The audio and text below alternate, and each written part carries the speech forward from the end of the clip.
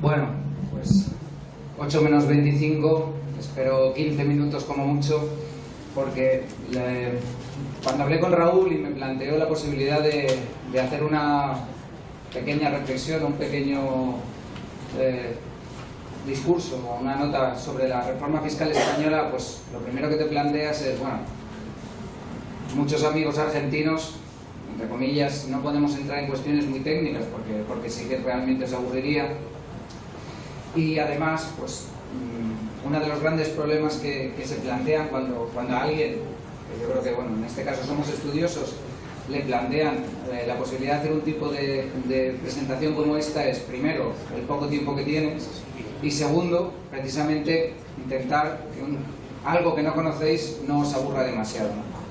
Bueno, hice una presentación y esta tarde, pensando también un poco, dije, bueno, ¿para qué voy a hacer una presentación? Y voy a presentar datos que realmente yo creo que tampoco os interesan. Y pues también me tomé la libertad de pensar, bueno, realmente de qué os puede interesar. Y yo creo que hay dos cuestiones que pueden aportar valor precisamente al seminario o al encuentro que estamos teniendo. Por un lado, el porqué de la reforma, un poco los grandes principios que se planteaban, y nos salimos un poco de las cuestiones más técnicas y de cosas que yo creo que efectivamente nos interesan. Y una segunda cuestión, y yo creo que también, aunque también me salgo un poco del guión, es poner encima de la mesa 4 o 5 cosas que se están produciendo ahora, no a nivel de España, sino a nivel de la tributación en general, y quizá dejarlas ahí para el debate que luego más adelante tendremos y ver un poco la opinión de todos. Bueno, vaya por delante, claro, una vez hablado Humberto, pues se hace complicado hacer un resumen y bueno, la verdad es que agradecerle el resumen tan completo y tan expositivo y tan claro de la reforma, porque yo creo que es muy complicado resumirlo y se ha aclarado bastante por dónde van a ir las cosas. La segunda reflexión que quería hacer es cuando alguien, o cuando un técnico como somos nosotros, no políticos, te enfrentas ante la reforma y te dicen, bueno, se va a producir la reforma fiscal de tu país, pues es el momento. Todos los errores que todos detectamos, ¿no?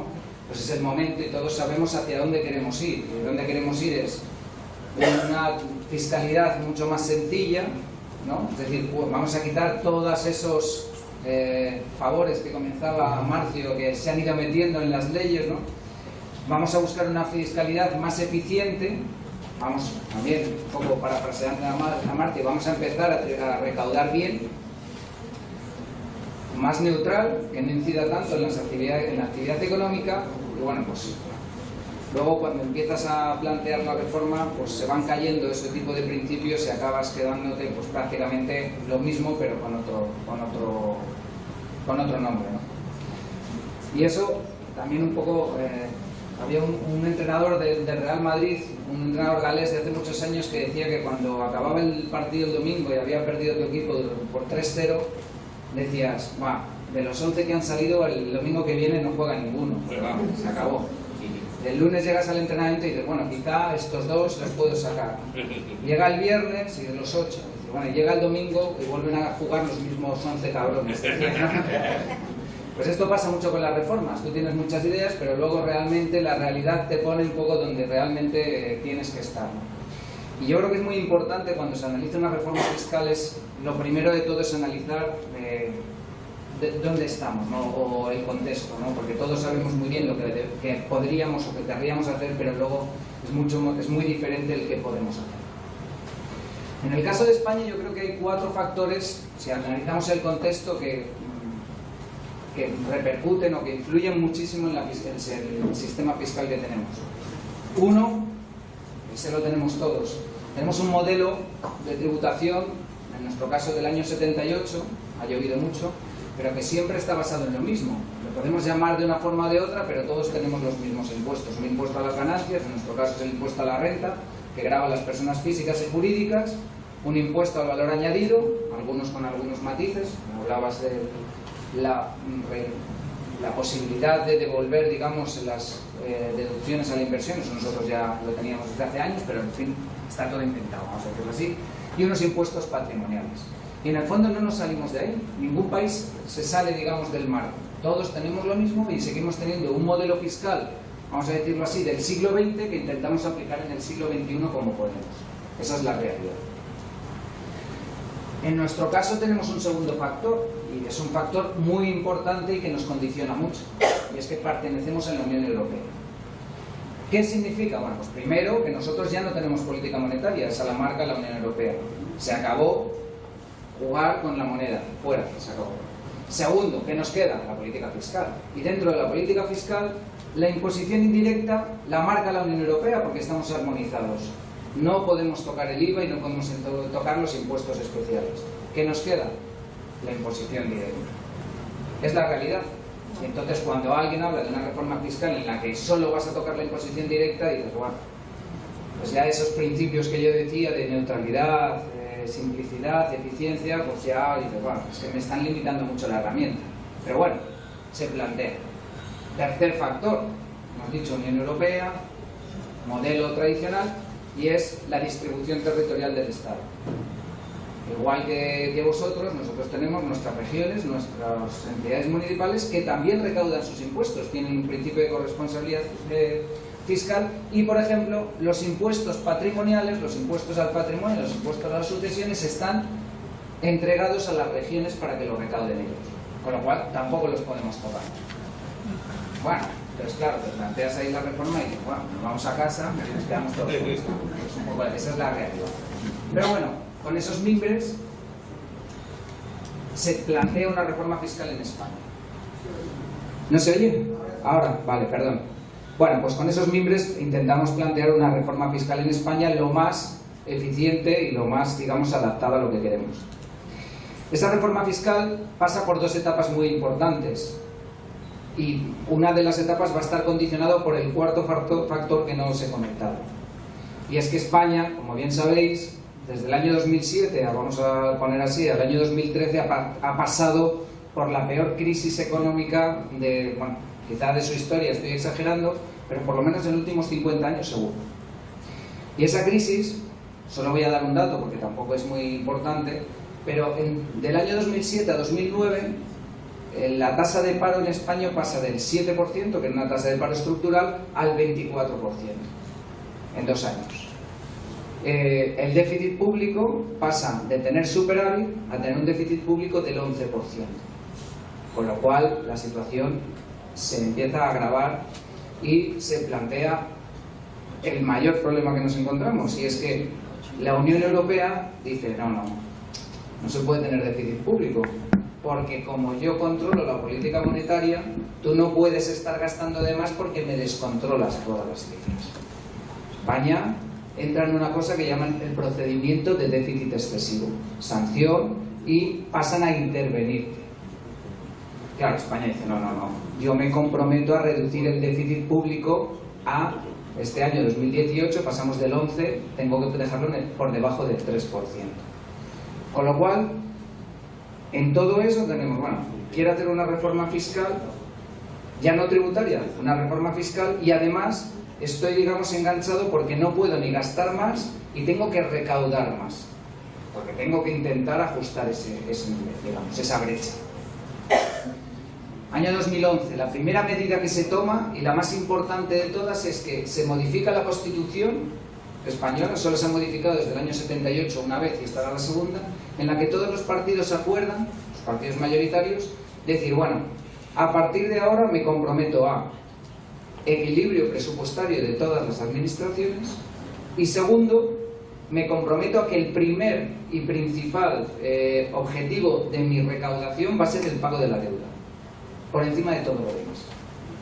¿Para qué? Para mandar una señal de, oye, yo cumplo, yo tengo que cumplir. Vale. ¿Y eso cómo se consigue? Claro, esa caída de la recaudación por la crisis económica brutal. Bueno, pues el gobierno lo primero que hace es, aquí tengo que hacer una fase, vamos a decirlo así, de ajuste coyuntural. Subida generalizada de impuestos, todos los impuestos, pasamos en el IVA del 16 al 21%, 5 puntos porcentuales. En el impuesto a las sociedades también 5 puntos, subida a las rentas de las personas físicas, que pensad que además un 25% de paro, y encima subida de impuestos, con lo cual la situación es bastante tensa en términos fiscales. Se hace un blanqueo como el que habéis hecho vosotros, con un pequeño matiz que os contaré, porque yo creo que sí que merece la pena tenerlo en cuenta, y sí que se hace, que eso yo creo que es uno de los grandes valores que se plantea, un plan de lucha contra el fraude. Se modifica el Código Tributario y se hace un plan específico y se dotan de muchos recursos a la Administración Tributaria para hacer un plan de lucha contra el fraude. En blanqueo, pues en blanqueo la gran ventaja o el gran idea, yo creo, el gran valor que se planteó el blanqueo en España fue que se incorporó un modelo de declaración informativa sobre activos de bienes y derechos en el extranjero. Que eso, en principio, bueno, pues esos datos, en el momento en que haces el blanqueo, lo vas a tener, porque lo vas a tener que declarar. Ya, pero lo que se plantea es, sí, tienes que declararlo, pero a partir de ahora lo vas a tener que declarar todos los años. Con lo cual yo lo que voy a poder hacer es ver las variaciones año a año y voy a poder saber dónde está el dinero. Bueno, eso yo creo que fue un gran éxito porque, en teoría, esto, bueno, lo hablo entre fiscalistas de la FIP, se metió, vamos a decirlo así, con calzador, como que la opinión pública no valoró realmente lo que estaba pasando y no hubo mucho rechazo a esa medida, ¿no? Pero bueno, realmente a partir de ahora ese modelo de declaración informativa para nosotros, vamos, es oro. Y ahora con la incorporación del sistema de intercambio automático de información, pues ya tienes los datos para poder usarlo. Bueno, con todo y con eso, se pasan 3 años muy malos, acompañados de otra serie de reformas estructurales, una modificación del mercado laboral, de los contratos laborales también muy problemáticos, mucha tensión, un plan de ayudas a los municipios en las regiones para que puedan pagar sus deudas, porque alguno posiblemente, podríamos decir que sin ese plan ahora mismo estaría quebrado. O sea, se empiezan a hacer muchas medidas como esas, también medidas impopulares, como decir un copago farmacéutico se plantea, o sea, cuestiones bastante duras para apretar. Se consigue llegar más o menos a la senda del crecimiento en el año 2014, y a partir de ahí se dice, bueno, ahora vamos a hacer ya la reforma estructural. Esa reforma estructural pasa necesariamente por, en primer lugar, lo primero que hace el gobierno es nombrar una comisión de expertos fuera de la administración, completamente al margen de la administración, para que haga un libro blanco de cuáles serían, digamos, las propuestas para hacer la reforma. Y en base a esa reforma, o sea, esas propuestas, se elabora ya la modificación definitiva de la reforma fiscal. En el impuesto a la renta de las personas físicas, vuestro impuesto a las ganancias de las personas humanas, nosotros ya en España ya estaba el modelo dual que ha contado Humberto, es decir, las rentas, nosotros llamamos del ahorro, van por un lado, el resto de rentas van por otro. Las rentas del ahorro, para fomentar el ahorro, tienen una tributación inferior y luego hay una tarifa para el resto de rentas. ¿Cuáles son los principios fundamentales de la modificación de la reforma del IRPF? Pues primero, bajada generalizada de tipos. Hay que devolver la subida de impuestos que se había producido con incremento de tipos nominales. Segundo, apoyo, una cuestión muy social y estuvo bastante bien, muy bien aceptada, apoyo, digamos, a la familia. ¿Con qué? Mejora de los mínimos, tenemos unas reducciones en la base para las personales y familiares, apoyo a las personas con discapacidad, apoyo a la mujer embarazada trabajadora y la creación de lo que se llama el impuesto negativo. Es decir, mujer trabajadora, no solo te voy a dar una deducción en cuota, sino que te la voy a anticipar y te la voy a pagar. Es decir, todos los meses vas a recibir un dinero para que puedas, y eso viene de la administración tributaria. El modelo de impuestos negativos se empieza a generalizar también en Europa. Es decir, la propia administración tributaria no solo recauda, sino que además entrega a cuenta un dinero que luego va a deducir anticipa un dinero para luego deducirlo del impuesto, de la liquidación del impuesto. Apoyo muy importante también a los emprendedores. ¿Por qué? Porque hay que intentar compensar, digamos, el paro, y se intenta que el profesional emprendedor se les dé unas exenciones y sobre todo una tributación del 15% los primeros años, y apoyo también, y un poco en línea con las nuevas tendencias, al micromecenazgo, al crowdfunding y todo eso para apoyar también, digamos, a la microempresa y sobre todo las empresas que nacen de las nuevas tecnologías, con unas deducciones en cuota para todos aquellos que acrediten que han participado en un crowdfunding. Impuesto a las sociedades. Bueno, el impuesto a las sociedades en España había vivido durante muchos años, en la época de vacas, vamos a decirlo así, de vacas gordas, llegó a prácticamente a recaudar un 5% del Producto Interior Bruto, es mucho dinero en comparación con otros países, ¿no? Nos encontramos que tenemos unos tipos en torno al 30-35% y recaudamos menos que Irlanda, que tiene un tipo del 12%. Es una cosa, hay un problema de, digamos, de estructura, de técnica tributaria.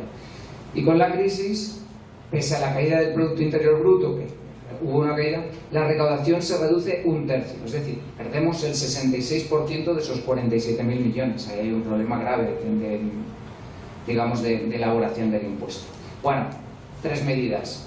Bajada generalizada de tipos, hay que bajar los tipos, y ahora hablaremos un poco, es una de las cuestiones que os quería comentar. Una segunda medida, apoyo, digamos, a la pequeña y mediana empresa. Y una tercera medida, que yo creo que, bueno, pues también lo ha comentado Humberto, que es donde estamos todos ahora, es la incorporación de todas las medidas para lucha contra la erosión de bases imponibles, de las luchas con BEPS. Por cierto, que si en una charla fiscal, si no dices BEPS, no estás puesto. Ya lo he dicho, con lo cual puedo ser. Bueno, y luego incremento, digamos, de la lucha contra el fraude con una modificación del Código Tributario. La imposición indirecta prácticamente no se puede tocar, porque realmente viene por, lo que os digo, por los designios de Europa. Ahora también, si queréis, hablamos un poco de lo que va a pasar en Europa con el IVA, que yo creo que es bastante importante. Y, bueno, pues a partir de ahí, la reforma, que en principio también ha sido bastante criticada, bueno, como en todas partes se critica para bien y para mal, bueno, pues los resultados han sido un incremento, se ha estudiado un incremento del 0,5% del PIB de crecimiento aportado por la reforma, pese a la bajada de tipos, pese a la bajada que parecía de recaudación. Se ha incrementado la recaudación, volvemos a niveles no de lo que teníamos en el 2006-2007, que estábamos en torno al 35% de presión fiscal, pero bueno, la tendencia se invierte y un modelo de ampliación de bases y reducción de tipos parece que en una coyuntura de crecimiento económico sí que funciona. Veremos a ver, cuando vuelva la crisis económica, que en algún momento volverá, si no hay que hacer otra vez. Bueno, corto aquí porque yo creo que más no tengo tiempo, pero sí que me gustaría comentar, yo creo que un poco en qué estamos, ¿no? En qué está pasando. En el impuesto de la imposición directa, yo creo que en el mundo hay ahora una tendencia generalizada, pero que no es de ahora, y yo creo que nos tenemos que llevar a un poco a reflexionar. Si nosotros miramos los tipos de gravamen que había en los años 90 en el impuesto a las personas jurídicas, ¿no? La imposición a las personas jurídicas, y los tipos de gravamen que tenemos ahora, la tendencia es que continuamente se ha producido una reducción progresiva de esos tipos. Yo no sé si llegará a desaparecer ese impuesto, pero en un momento dado hay que pasar a reformular. Esa es la primera gran idea. Estados Unidos ya, digamos, ha dado el primer aviso diciendo, bueno, pues yo me separo del modelo tradicional en el que el resultado contable es la base de todo, digamos, el eje, y me voy a ir a un impuesto de flujos, un impuesto de ingresos y gastos. ¿Eso en el fondo qué es? Estamos utilizando básicamente el mismo modelo que hay en el IVA. Es un modelo de donde consumes, donde ingresas y donde gastas, nada más. No tiene mucha más diferencia que un modelo similar al IVA. ¿Y por qué hace eso? Pues precisamente porque está demostrado que las grandes corporaciones y en general se está produciendo con la globalización y las nuevas tecnologías una erosión de las bases imponibles clarísimamente. Los datos son demoledores. Hablaban de datos del Banco Mundial hace relativamente poco, por ejemplo, en el caso de África, un tercio de los activos financieros de África están localizados en territorios offshore. Un tercio, es mucho dinero. Con lo cual, Estados Unidos plantea un modelo, Europa plantea otro, lo que se llama la base imponible común consolidada. Le decimos, bueno, planteamiento es, dígame usted cuánto gana en total en el mundo. En nuestro caso en Europa, pero bueno, el modelo se plantearía así. ¿Cuánto gana usted? Pues ahora lo vamos a tener que identificando dónde lo ha ganado. Nada más. No me vale con el tema de repatriación de beneficios o no. Usted me dice su base y yo llame países, entre los países vamos a establecer unos criterios para saber dónde va a tener que tributar. Ese es el modelo que se está planteando ahora en Europa. Segundo lugar, otro de los grandes impuestos, y también es una reacción a lo que no podemos combatir, el impuesto a las tecnológicas. 4 países, los 4 grandes en Europa, plantean un impuesto similar a lo que se ha planteado aquí con el tema Netflix. Y es decir, bueno, no hay ningún problema. Las grandes empresas van a operar desde cualquier territorio offshore y no tengo problema. Yo le voy a establecer un impuesto donde se consuman los productos, donde realmente. Sí, ¿no? Pero bueno, eso es la propuesta y ahora mismo se está debatiendo y probablemente, pero es una cuestión, si os fijáis, estamos redefiniendo ya un poco todo. O sea, ya el IVA está muy bien, pero es un modelo que igual, el modelo tradicional de la imposición directa es la progresividad, digamos, y el impuesto indirecto debería ir quedándose más al margen, casi volvemos a lo contrario, ¿no? Bueno, ayer salió la lista de jurisdicciones no cooperativas de la Unión Europea, los históricos paraísos fiscales, ahora ya se llaman no cooperativas, 17 países en lista negra, 47 países en lista, vamos a decirlo así, gris. O sea, que están a punto de caer en la lista negra, pero se les da otra oportunidad para que puedan modificarlo. Yo creo que ahí hay que alabar a la OCDE porque sí que ha hecho una gran labor de liderazgo en la búsqueda y en la lucha contra los paraísos fiscales. Y otra, en materia de procedimientos, sí que se está planteando, y es la Unión Europea la Unión Europea siempre va detrás de la OCDE, es decir, la OCDE lleva el liderazgo y la Unión Europea va por detrás, pero luego siempre es más dura a la hora de aplicar las cosas.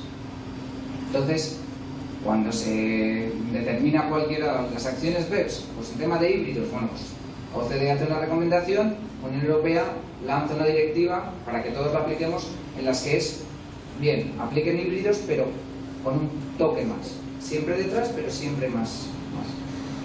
Ahora, aplicación directa de BEPS, yo creo que en pocos tiempos, ya la era post-BEPS, es un poco la que vamos a ver un poco los resultados, y yo creo que a partir de ahora, en los próximos años, empezaremos a hablar de también el instrumento multilateral nos va a traer, vamos a decirlo así, mucho trabajo a todos, la adaptación de los convenios a las nuevas al nuevo instrumento.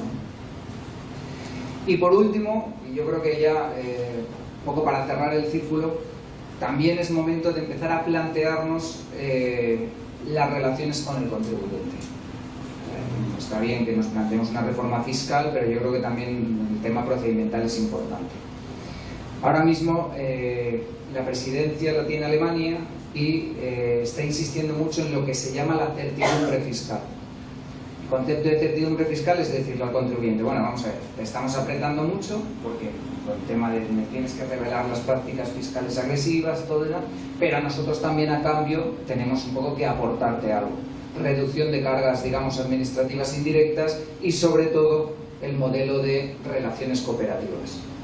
Ya no estamos basados en, digamos, un control ex post, que es el modelo tradicional, sino quizá un control concomitante. Cuéntame la operación que vas a hacer, que yo te voy a dar mi opinión. No vamos a esperar a que la hagas para que luego te diga que lo has hecho mal. Y ese modelo, que en países, por ejemplo en Australia, funciona bastante bien, es el que se está intentando imponer también proyecto piloto y sobre todo con grandes empresas en el ámbito de la Unión Europea. Bueno, yo creo que al hilo de todo el